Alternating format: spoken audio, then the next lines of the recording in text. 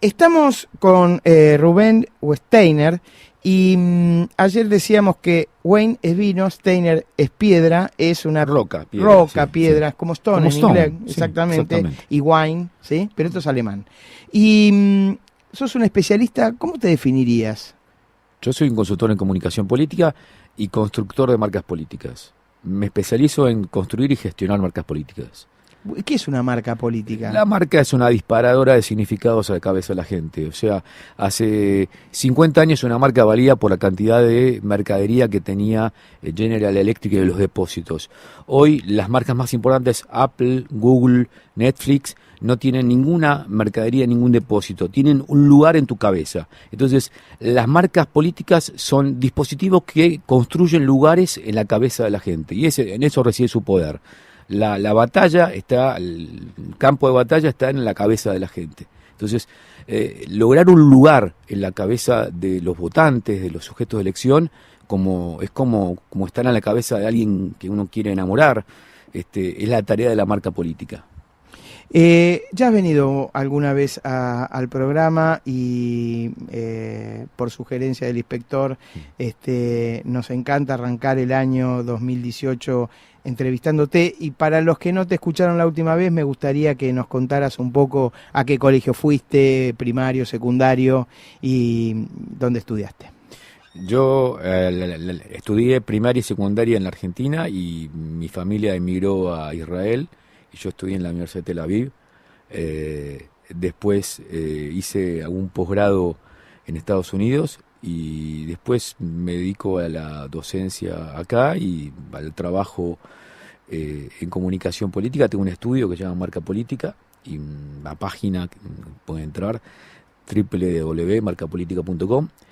Y nada, me dediqué siempre a la comunicación. Estudié también, tengo un BA en economía, una licenciatura en economía, lo cual me sirve mucho para construir el discurso, pero digamos, siempre mi vocación estuvo básicamente en la comunicación. La pregunta que te querría hacer es, te dedicas a la política también, digamos de alguna manera, Sí. ¿por qué no fuiste un político profesional?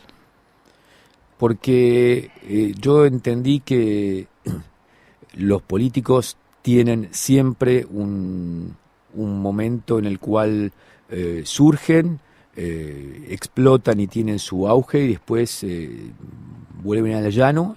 Es un momento muy difícil la vuelta al llano, muy difícil. Yo la he experimentado con mucha gente con la que yo he trabajado y a mí me gusta y yo sé que puedo influir y cambiar la realidad mucho más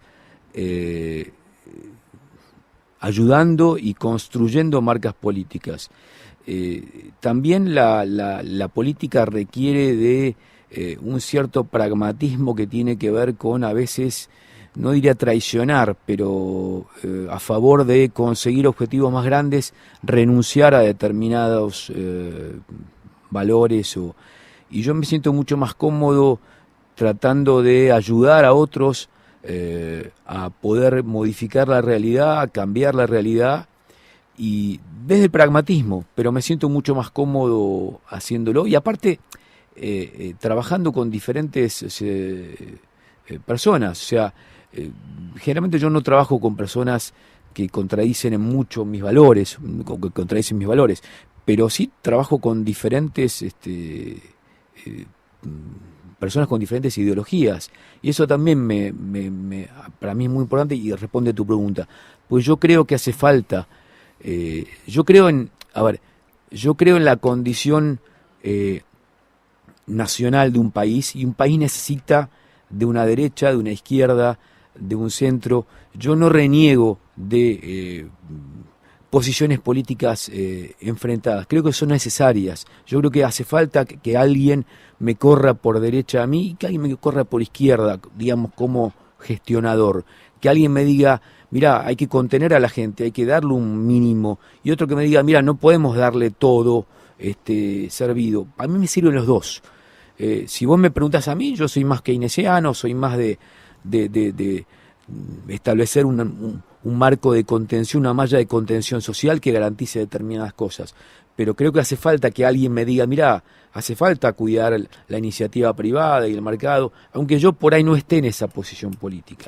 Yo quería, para que lleguemos al hoy, me gustaría ir un poquito para atrás, porque vos hoy podés dedicarte y vivir con dignidad de este laburo, porque en la década del 60 y en la década del 70,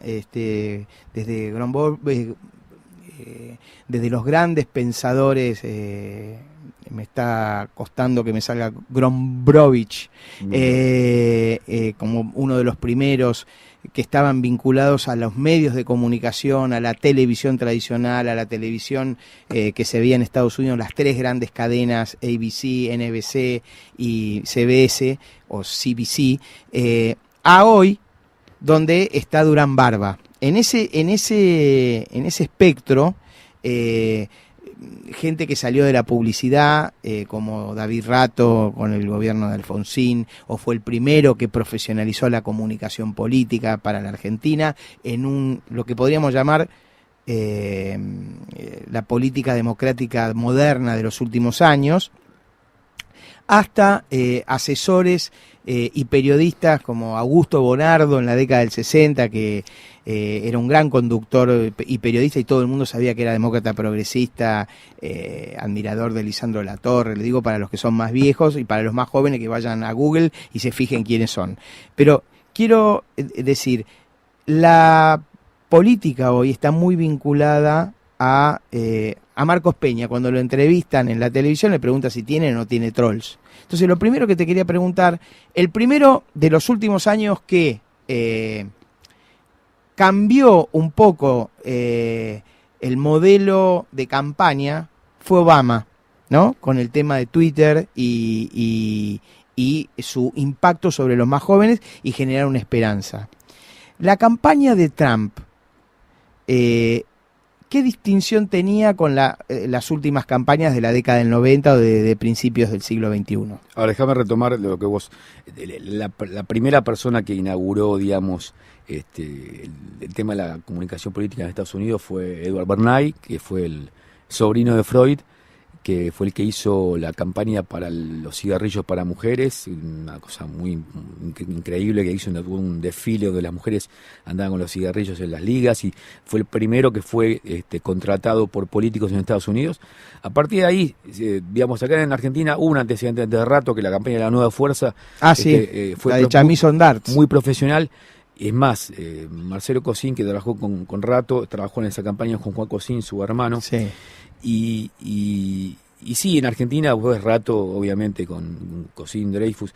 Yo creo que la profesionalización de la comunicación política, digamos, vos traes lo de Obama, la gran diferencia de Obama fue apuntar al voto joven y utilizar, obviamente, las nuevas tecnologías para microsegmentar, ¿sí? Es muy interesante que Obama estudió, el equipo de Obama estudió que vos sabés que en Estados Unidos Trump perdió en el popular, o sea, perdió en el recuento total de los votos, pero ganó los estados. O sea, vos podés ganar en California por un voto y te llevas 50 electores, como era acá hasta la reforma del 94. Y lo mismo en Florida. Entonces, ¿qué pasó? La campaña de Obama se dio cuenta que para ganar en Florida había que ganar en Miami, para ganar en Miami había que ganar en Miami-Dade, un barrio. Entonces estudiaron mesa por mesa y a través de Facebook pudieron microsegmentar. Estudiaron que las mujeres de ese barrio, su máxima aspiración era cenar con la estrella de Sex and the City, Carrie Bradshaw, pero la actriz es Sarah Jessica Parker, y con George Clooney. Entonces Obama organizó una cena con Sarah Jessica Parker, con George Clooney, con estas mujeres, y sabía que si ganaba en esas mesas de esas escuelas en ese barrio, ganaba en Miami; si ganaba Miami, ganaba en Florida, y todo esto con la Big Data de Facebook. Entonces, evidentemente la profesionalización que hizo Obama y le permitió ganar con el 66% en el voto joven, lo cual le permitió torcer todos los déficits que tenía en el voto hispano, en el voto judío, en el voto blanco rural. Fue una revolución. Ahora, lo de Trump también es muy interesante. Creo que la campaña de Trump es muy interesante porque la campaña de Trump, si uno veía el Facebook Live, tenía una cantidad enorme, tremenda de audiencia. O sea, él se basó mucho. Es más, Trump en esta semana acaba de nombrar su jefe de campaña para 2020 a Ben Pascal, que fue el jefe de la campaña web 3.0 en ese momento del 2016, y lo pone como jefe de campaña global, porque tanto le reconoce la influencia que tuvo Ben Pascal en la victoria de 2016, que lo pone como jefe de campaña de 2020. Yo estuve en Estados Unidos hace 7 meses y todos me decían, Trump ya ganó en 2020. ¿Por qué? Porque ya juntó la plata, ya tiene la plata, tiene el equipo de campaña, tiene todo para 2020. Encima, las noticias económicas son bastante buenas, lo cual tuerce un poco el humor que había contra él. La campaña de Trump fue muy interesante, porque la campaña de Trump tiene la propia acción de él y una acción que uno le atribuye a trolls que quizás vienen de Trump o quizás no vienen de Trump, quizás vienen del otro lado, de Putin, que empezaron a publicar noticias de dudoso origen y que convencieron a mucha gente de muchas cosas, acerca de que, como en su momento, de que Obama era musulmán, ahora de que Hillary tenía negocios turbios. Yo quiero acá traer un punto que es interesante. Mucha gente habla de la grieta, y la grieta se ve muy favorecida por Facebook, porque uno en Facebook tiene amigos que piensan como uno. Entonces, los que no piensan como uno, que piensan de las antípodas, lo van bloqueando a uno. Entonces, uno se va generando micromundos donde toda la gente piensa parecido. Entonces, este fenómeno de la grieta hace que uno tenga ecosistemas donde uno tiene gente muy afín. Y ahí los trolls tienen mucha fuerza. Y ahí la publicación de estas noticias que yo te decía en la campaña de Trump cobra mucha fuerza, porque se empiezan a difundir rumores de que Hillary tiene, no sé, un pariente que tiene que ver con, no sé, con el narcotráfico, con lo que sea, y la gente lo empieza a repetir, lo empieza a creer, y se va tomando como verdad esto de que hablamos de la posverdad, ¿no? Está todo... Ahora hagamos una cosa. Todo el mundo está con el tema de la posverdad, que Sí. es como una muletilla. Escúchame, el que anda un poco rápido es Trump. ¿Me podés volver a repetir lo que me dijiste antes que fuéramos al corte? Que tiene todo armado para la campaña del 2020 Sí, y bueno. que en Estados Unidos creen que gana. Sí, esta semana anunció que nombraba jefe de campaña, lo cual es raro, antes era de medio término ya, y nombró como jefe de campaña al que dirigió la campaña en la web en 2016, lo cual habla de la importancia capital que tuvo la web para él para ganar. Pero además tiene los fondos, él armó esos MPACs, que son los fondos para campaña que están blanqueados, digamos, y los tiene, digamos, armado, y hoy había una nota en el New York Times que decía cómo los millonarios empezaron a quererlo a Trump. Claro, porque al principio la mayoría de los millonarios apoyaron a Hillary, el establishment apoyó a Hillary, y ahora se dan cuenta de que por ahí Trump es una buena idea. Y lo están apoyando económicamente. Trump tiene fondeado y tiene armada la campaña de 2020. Vos me preguntabas al principio el tema de las marcas políticas. Yo les sugiero que vean Netflix, y si no debe estar en otro lugar, una serie documental que se llama Dirty Money. Hay uno sobre Trump, y donde explica que Trump en realidad no es millonario.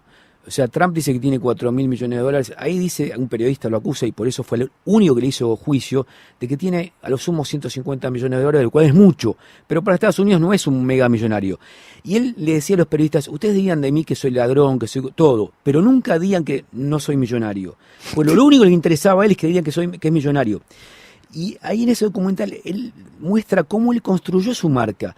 Él, la verdad que tuvo una gran habilidad para construir su marca, y cuando hablo de marca hablo de construir ese lugar en la cabeza de la gente. Para el blanco rural americano, pobre, digamos, clase media baja, Trump es el exitoso, el millonario, el que puede sacar al país adelante porque él lo hizo con él.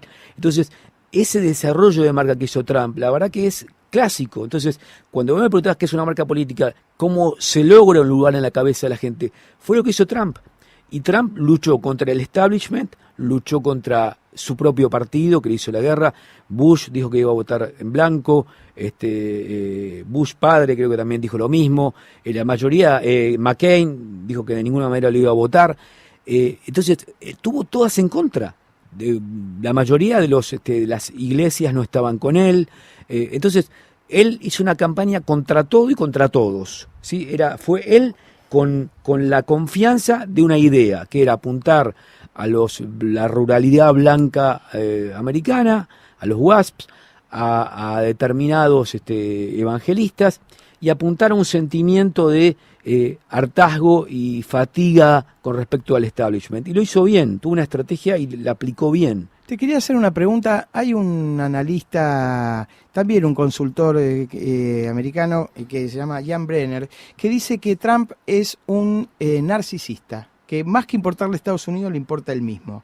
Y me parece que en la construcción de la cabeza, para poder llegar a los lugares de poder, y no quiero hacer psicoanálisis barato ni nada por el estilo, hay que tener una idea y una opinión sobre sí mismo bastante importante. El caso de Trump, desde su estilo, cómo llegó, cómo se construyó, cómo salió en los medios de comunicación, a qué se dedicaba. Él era un tipo que decía si tal persona era exitosa y le iba a ir bien en su programa de televisión, o los echaba, ¿no? Esa cosa de construcción de autoridad o autoritaria que tenía Trump en los exitosos que él iba formando o forjando en su programa de televisión de Estados Unidos. La política europea, que es donde, yo no quiero hablar de la Argentina, porque sería injusto, vamos a hablar un poco de la ciudad de Buenos Aires, que es atlántico europea pensante en muchos aspectos. El modelo de dirigente político norteamericano está alejado del modelo ideal que en muchos, salvo en el peronismo, pero que Macri mismo, ¿no? Intentaría parecerse más a un dirigente político conservador o moderado europeo que a un político norteamericano, ¿sí? Desde el punto de vista individual, creo que es necesario que un político tenga esa condición de egolatría y narcisismo, así como un goleador no pasa la pelota, porque si la pasara no sería goleador. Yo creo que es necesario, y creo que Trump tiene todas las fichas en ese aspecto. Ese documental muestra cómo él incluso construyó, la mayoría de los edificios que se llaman Trump no son de él. Él habla con las personas y dice, póngale Trump y denme algo de plata, pero él quiere que su nombre esté. Entonces, eso lo ayudó mucho. Y el programa El Aprendiz, al que vos te referís, sí, en ese documental lo pone como que fue definitorio. Eso definitivamente transformó la marca política Trump. Creo que además que hubo un cambio también, ese personaje frívolo que los Simpsons se reían y todo, fue transformándose. Yo creo que la campaña Trump disparó otros significados a la cabeza de la gente, donde mostraba que sí podía hacerse cargo de la cosa pública, y creo que eso es fundamental. Yo creo que cuando uno piensa en marcas políticas locales, creo que la resignificación de la marca política de Macri también le permitió ganar las elecciones de 2015, o sea, hubo un cambio, hubo un trabajo en la marca. Me parece que ahí también está la inteligencia de la campaña, de poder entender que hay determinados límites a la marca que hay que transponer, y Trump los traspuso. Me gustaría un poquito hablar de la Argentina en este sentido. No es común que el peronismo sea derrotado 2 veces seguidas en una elección, ¿sí? Pasó con Alfonsín en el 83-85 y volvió a pasar con Macri ahora, pero habitualmente lo que estamos acostumbrados es que el peronismo sea hegemónico, gane hasta con comodidad sus elecciones y el resto intente juntarse para derrotarlo. Ahora el peronismo está en un proceso que no sabemos bien cómo va a terminar, pero tiene dificultades para terminar de juntarse. Si vos viniera un tipo del peronismo, vos me dijiste que no tenías problema en asesorar gente de izquierda, de centro, de derecha, porque es bueno para la democracia eso. Si viniera un tipo desde el peronismo, que es la alternativa, o desde el radicalismo más alfonsinista, por decirlo de una manera, que son los que están más alejados del gobierno de Macri, ¿qué 3 o 4 cosas le diría? Mire, usted tiene que hacer esto, tiene que hacer lo de más allá, si quiere tener alguna chance. ¿Qué le dirías profesionalmente? Mira, básicamente lo que hizo Macri en el 2015 fue construir un partido de balotaje. Construyó un partido apoyado en 5 factores, digamos. Consiguió el despliegue territorial del radicalismo, que él no tenía, consiguió el apoyo masivo de los medios de comunicación, resignificó su imagen, puso a todos los que adversaban al gobierno anterior en un solo campamento, y fundamentalmente... Perdóname, no te entendí. Puso a todos los que rechazaban al gobierno de Cristina en un mismo campamento. Ajá. Pero fundamentalmente las marcas políticas requieren de una promesa. Vos tenés que tener una promesa. Y cuando pensamos por qué el macrismo sigue teniendo una base de apoyo fuerte y por qué ganó esta elección, es porque sostiene esa promesa. La promesa de marca política Macri no fue que iba a mejorar la situación económica, que iba a haber más empleo. La única promesa de la marca política Macri fue que el kirchnerismo no iba a seguir. Y eso lo sigue sosteniendo. Entonces, el macrismo no pudo construir una opción política en el 2003, ni en el 2007, ni en el 2011, pues no tenía esa promesa. ¿Qué iba a prometer? ¿Que iba a trasladar los metrobuses a todo el país? O sea, ¿cuál era la promesa de la marca política? No tenía. En cambio, en el 2015 le encontró. Dijo, para, si ustedes me votan a mí, el kirchnerismo no continúa. Y eso fue lo que votaron en el balotaje, porque al macrismo lo votaron el 34% de la gente cuando tuvo opción de elegir. En el balotaje fue lo que eligió el 51% de la gente. Si yo tuviera que decir al partido X, al peronismo, lo más importante hoy es construir un partido de balotaje. Es decir, construir un partido que reúna a todo el antimacrismo, que junte a todo el antimacrismo y que le gane por el 51%. O sea, yo creo que el gran avance que dio el peronismo ahora, esta marcha, todo, es la génesis primigenia de la construcción de un partido de balotaje. Es decir, en el 2015, personas como Aldo Pignanelli, peronista, que hoy rechaza profundamente al macrismo, votó a Macri. Y tenés un montón de casos así. Vos hoy tenés que generar una opción de balotaje donde la gente... En el balotaje votó a Macri, porque era parte del equipo de Massa. Únicamente, pero el balotaje fue donde ganó Macri. Macri en las PASO sacó 24 puntos y en la primera vuelta sacó 33 o 34. O sea que perdió en las PASO y en la primera vuelta. Entonces, en la que ganó Macri, la única que ganó, ahí lo votaron. Entonces, lo que debería generar la oposición, el peronismo, el radicalismo más alfonsinista, es construir un partido de balotaje. Un partido de todos los que rechazan al macrismo. Porque eso fue lo que hizo Macri. Macri, obviamente, alquiló el despliegue territorial de radicalismo que no tenía, o lo consiguió, digamos, para ser más benévolos. Tuvo el apoyo masivo de los medios más importantes. Resignificó su marca de aquel tipo con bigotes medio de derecha a un tipo que puede ser votado por los radicales como Brandoni o Facundo Suárez Lastra. Puso a todos los que rechazaban el gobierno anterior en medio campamento y finalmente la promesa de la marca.